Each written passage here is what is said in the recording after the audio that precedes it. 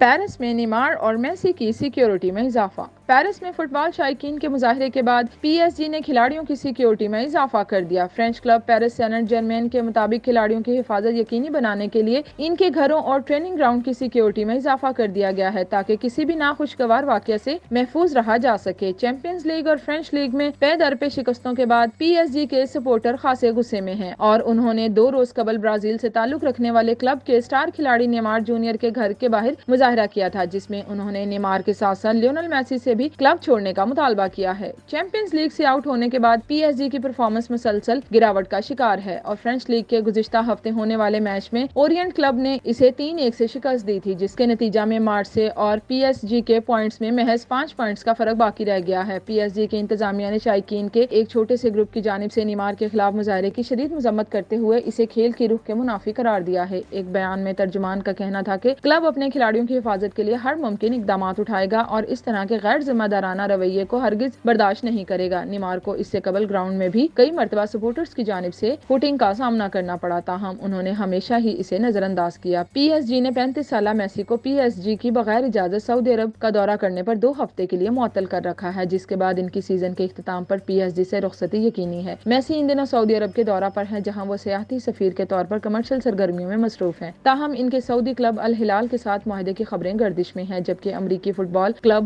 Inter Miami کے باس سابق fit bowler David Beckham بھی میسی کے ساتھ معاہدے میں خاصی دلچسپی لے رہے ہیں۔ یاد رہے کہ میسی سعودی عرب کے سیاحتی سفیر کے طور پر سالانہ 25 ملین پاؤنڈ وصول کرتے ہیں۔